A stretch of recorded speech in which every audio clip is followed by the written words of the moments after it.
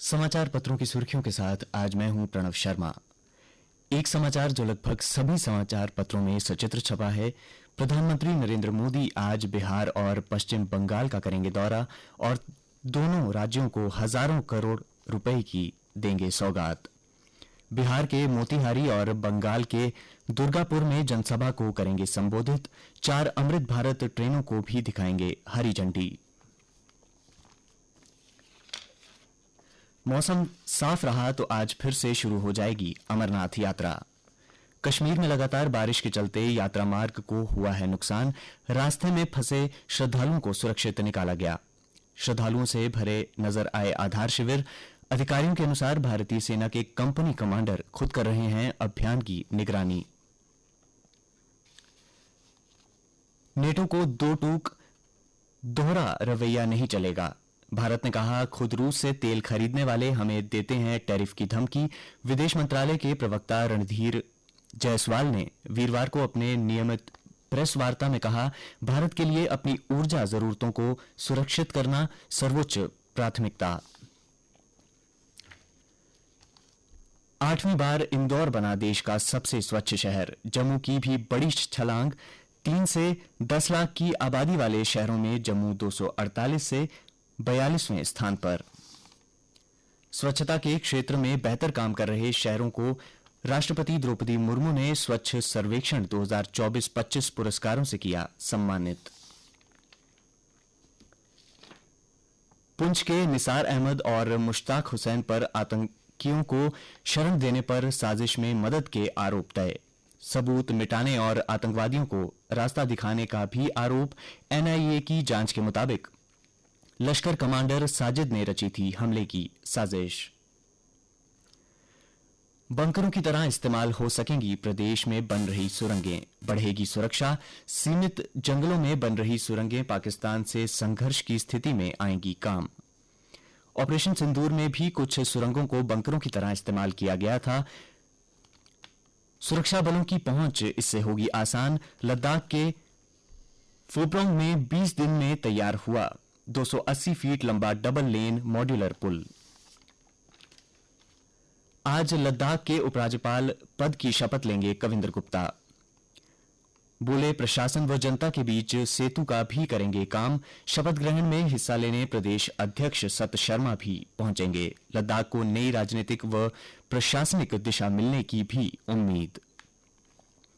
मुख्यमंत्री उमर अब्दुल्ला ने वीरवार को एम्स का दौरा कर मरीजों को मिल रही चिकित्सा सुविधाओं का जायजा लिया। उन्होंने एम्स की सफल स्थापना और संचालन को इच्छा शक्ति और दूरदर्शिता का प्रमाण बताया। प्रधानमंत्री नरेंद्र मोदी से मिले उपराज्यपाल मनोज सिन्हा। नई दिल्ली में हुई मुलाकात में शिष्टाचार भेंट के दौरान विकास कार्यों, सुरक्षा और समावेशी प्रशासन व न्यायिक सुगमता के पहलुओं पर विस्तार से हुआ विचार विमर्श।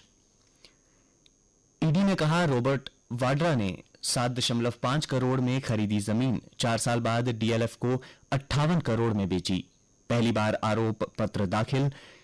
शिकोहपुर भूमि सौदे के मनी लॉन्ड्रिंग मामले में 11 आरोपी। वाड्रा और उनकी कंपनियों से जुड़ी 37 करोड़ की 43 संपत्तियां अटैच। और लद्दाख में 1000 से ज्यादा पदों पर होंगी भर्ती। 25 जुलाई से कर सकेंगे आवेदन। कर्मचारियों के डीए में भी 6% की बढ़ोतरी। और अब अन्य समाचारों के साथ हैं मेरी सहयोगी रोहिणी शर्मा। धन्यवाद प्रणव। गर्मी की छुट्टियां समाप्त होने के बाद कल से जम्मू संभाग के समर जोन क्षेत्रों के सभी स्कूल खुल गए हैं। कई जगह पुष्प वर्षा तो कई जगह हवन के साथ बच्चों का हुआ स्वागत। ऐतिहासिक मुबारक मंडी को उसकी पुरानी शान लौटाने की दिशा में कार्य जारी है। कल मुख्यमंत्री उमर अब्दुल्ला ने दौरा कर जायजा लिया। उन्होंने जीर्णोद्धार कार्य का किया निरीक्षण। अधिकारियों को दिए निर्देश। उन्होंने कहा, मुबारक मंडी के प्रवेश द्वार और मुख्य प्रांगण को जल्द विकसित करें। डोगरा शिल्प व संस्कृति को बढ़ावा देने पर दिया जोर। जम्मू पुलिस ने लोगों को साइबर ठगों की नई रणनीति से सचेत रहने की सलाह दी है। पुलिस का कहना है कि सोशल मीडिया प्लेटफॉर्मों पर जम्मू कश्मीर बैंक की फेक एपीके फाइल ऐप तेजी से वायरल हो रही है। जम्मू पुलिस के साइबर सेल की एक एडवाइजरी के अनुसार यह फेक ऐप एक वायरस है, इसे अपने फोन में इंस्टॉल ना करें। जम्मू रोपवे की सवारी हुई सस्ती, 40% तक घटा किराया।